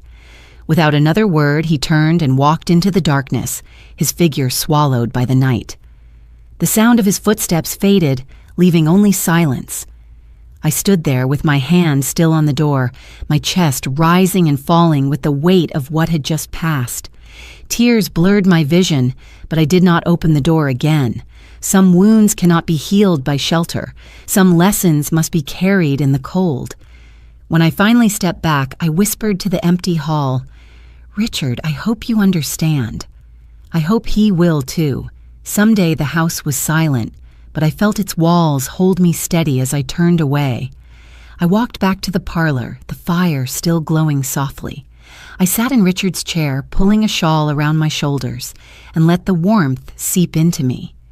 The night outside was dark, but inside I remained firm, steady, unbroken. Ezra had knocked, and I had answered in silence, not cruelty. That silence would echo longer than any word I could have spoken. The days after Ezra's knock passed in a strange kind of quiet. The house seemed to hold its breath, as if even the walls knew something final had closed that night. I moved through the rooms without fear now, without the gnawing dread that had haunted me since Richard's funeral. The trust had held, the verdict had been delivered, and the mansion was safe. Yet what lingered was not triumph, but something gentler, something like release. I woke one morning with the decision already in my heart. Richard's legacy was more than stone walls and carved wood. It was meant to be alive, to reach beyond bloodlines that had turned brittle with greed. So I sat at Richard's desk, the same desk where the trust had been spread open, and drafted the first papers for what I called the Whitmore Foundation.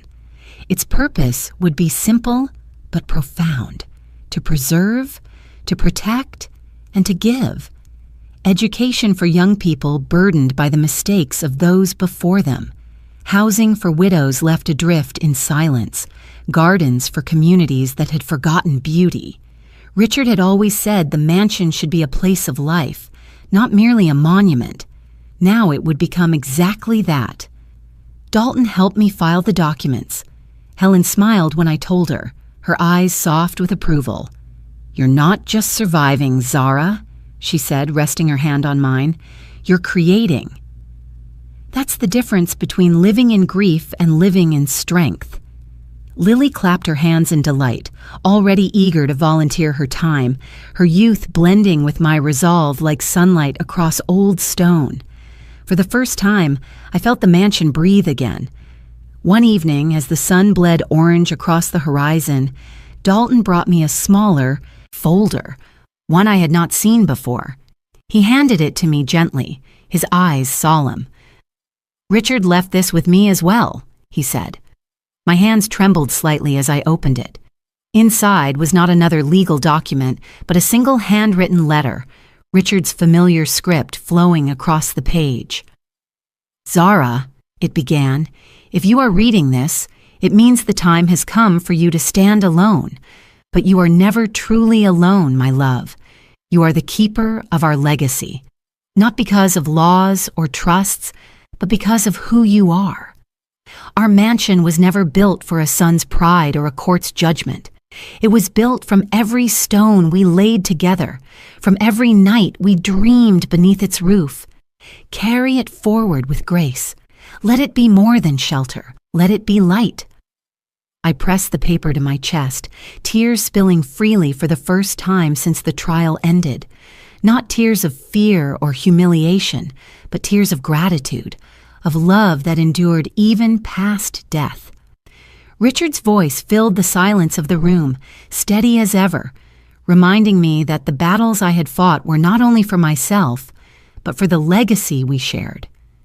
At the next community gathering, held in the Great Hall, I opened the doors of the mansion wide. Neighbors, friends, and even some who had once whispered against me walked through, their faces softened by curiosity and reverence. I stood before them, not as a widow guarding wealth, but as a woman offering renewal. I announced the Whitmore Foundation, and as I spoke, I saw eyes widen, lips tremble, shoulders relax. The mansion no longer belonged only to the Whitmores. It belonged to the future. As the guests filtered out, one elderly man paused at the doorway. He had been at Richard's funeral, though I had not spoken with him then. He looked at me with quiet respect and said, "Richard would be proud of you." The words sank deep, carrying both comfort and confirmation. I smiled softly, my heart swelling with a peace I had not known for years. Later that night, I walked through the gardens alone. The roses glowed pale under the moonlight, their fragrance mingling with the cool night air. I touched one bloom gently, its petals soft beneath my fingers, its thorns sharp but honest. It reminded me of life itself, Pain and beauty bound together, inseparable, each giving meaning to the other. I whispered to the night, "Richard, we did it. Your legacy lives." And so do I. As I returned to the mansion, I paused at the door, the same door where Ezra had once knocked in desperation. I placed my hand flat against the wood, feeling its solid strength. I did not regret closing it that night. Some doors must remain shut until the person on the other side chooses to change. Whether Ezra ever would, I did not know. But I had chosen my path, and it was no longer chained to his. Inside, the fire in the hearth burned low, casting a golden glow across the hall. I sat in Richard's chair one last time, folding his letter carefully and placing it beside me. The house no longer felt like a battleground. It felt like a sanctuary again. And I, no longer just a widow or a victim, felt like someone reborn. The silence that once weighed on me now felt different. It was no longer empty. It was full. Full of memory, full of strength, full of possibility. I closed my eyes and let it wash over me, steady and healing. The woman I had been at Richard's funeral was gone. In her place stood someone new, someone tempered by grief, betrayal, and resilience, someone who had learned that even the quietest voice could carry the weight of justice. This was my silent rebirth.